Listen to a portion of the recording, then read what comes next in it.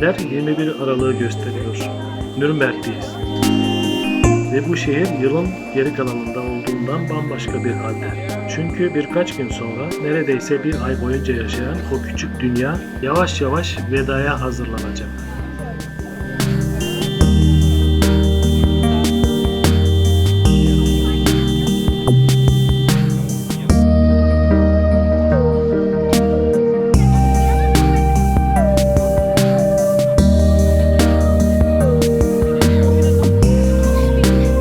Burası sadece bir Noel pazarı değil. Burası ahşap ve kumaştan kurulmuş geçici bir şehir. Sokakları tarçın, karanfil ve kızarmış sosis kokan, sesleri çocuk kahkahaları, çanları ve uzaktan gelen Noel ilahileriyle dolu bir şehir. Nürnberg Christkindlesmark'ı anlamak için onu gezmek yetmez. Onu hissetmek gerekir. Ve belki de en iyi an tam şu andır.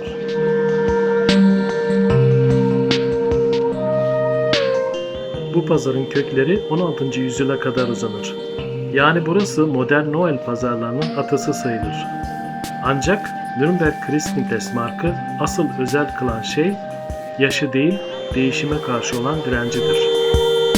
Bugün etrafınızda gördüğünüz tezgahların büyük bölümü yüzyıllardır aynı kurallara tabidir. Plastik yoktur, neon ışık yoktur, abartılı reklam panoları yoktur. Her şey bilinçli olarak sade tutulur. Çünkü buradaki amaç daha çok satmak değil, bir geleneği olduğu gibi yaşatmaktır. Bu yüzden tezgahlar bir alışveriş merkezini değil, eski bir masal kitabının sayfalarını andırır.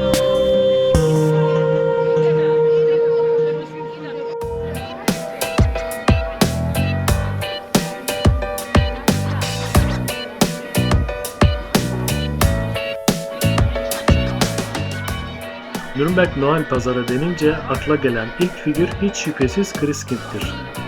Altın sarısı saçları, beyaz elbisesi ve sakin sesiyle bir Noel meleğini andırır. Christkind, pazarın her yıl açılışını Frauenkirche'nin balkonundan yaptığı konuşmayla başlar. Ve bu konuşmanın sonunda söylenen bir cümle vardır ki, pazarın ruhunu tek başına özetler. Christkind sizi pazarına davet ediyor. Kim gelirse gelsin, hoş gelsin, sefalar getirsin.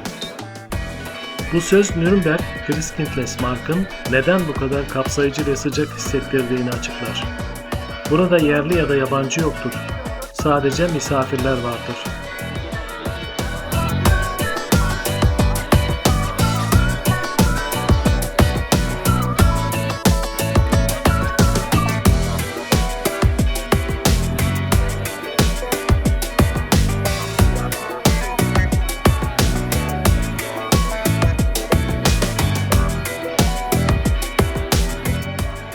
Şimdi biraz tezgahların arasına karışalım. Eğer Nürnberg'teyseniz ve sosis yemediyseniz aslında hala açsınız demektir. Ama burada sosis sipariş etmek bile başlı başına bir gelenektir. Yerel halk Nürnberger Brotwurst demez, onun yerine şöyle der. Drei im Wegler. Yani ekmek arası 3 tane. Bu sosisler uzun değil, parmak boyutundadır. 3 tanesi bir porsiyon sayılır. Hardal eklenir.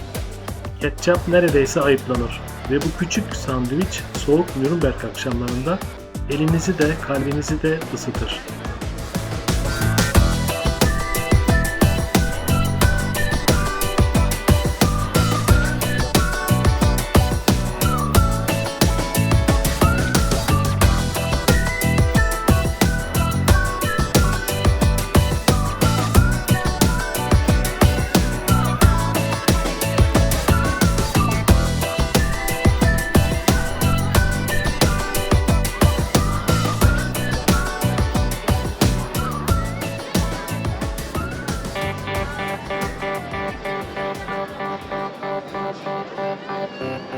Biraz ileride buharı tüten büyük bakır kazanlar görürsünüz. İçlerinde Glühwein vardır, baharatlı sıcak şarap. Ama burada önemli bir detay var. Nürnberg'de Glühwein plastik bardakta verilmez. Her yıl özel olarak tasarlanan seramik kupalar kullanılır. Bu kupalar depozitoludur. Yani içeceğinizi bitirdiğinizde iki seçeneğiniz vardır. Kupayı iade edip depozitonuzu alırsınız ya da kupayı cebinize atar, o yılın anısını yanınızda götürürsünüz. Bu küçük uygulama pazarın çevre bilincini ve sürdürülebilirlik anlayışını sessizce anlatır.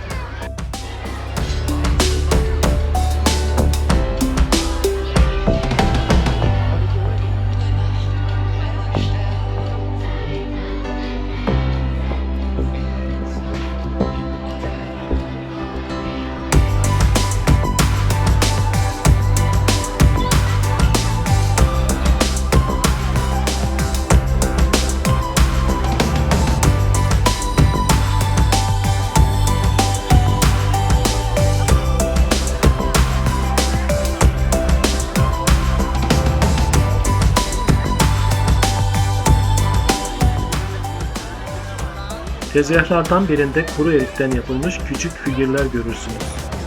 Şapkalı, ceketli, bazen müzisyen, bazen baca temizleyicisi gibi duran minik karakterler. Bunların adı Svetskemanya. Turistlerin sık yaptığı bir hata vardır. Bunları yenilebilir sanmak. Oysa bu figürler o kadar sert kurutulmuştur ki ısırmaya çalışırsanız dişinize yazık olur. Hatta Nürnberg'de bu konuda söylenen eski bir söz vardır. Onları yiyen değil saklayan mutlu olur. Zwitschgemanler yenmek için değil yıllarca saklanmak içindir. Tıpkı bu pazarın kendisi gibi.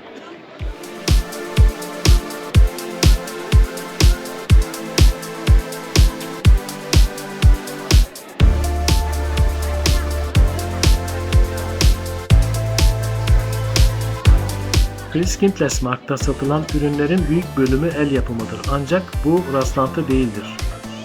Pazara katılmak isteyen satıcılar sıkı bir denetimden geçer. Seri üretim, ucuz taklit ürünler kabul edilmez. Ahşap oyuncaklar, cam süsler, mumlar ve tekstil ürünleri belli bir kalite standardını karşılamak zorundadır.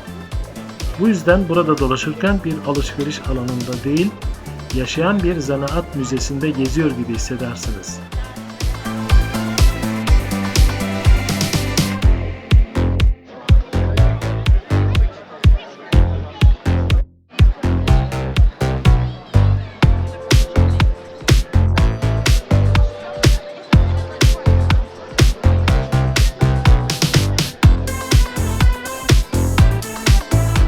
Nürnberg Christkindlesmarkt'ı bir yere koymak gerekirse onu devasa bir kış masalı kitabına benzetebiliriz. Her tezgah bir sayfa, her koku bir cümle, her akşam yeni bir bölüm.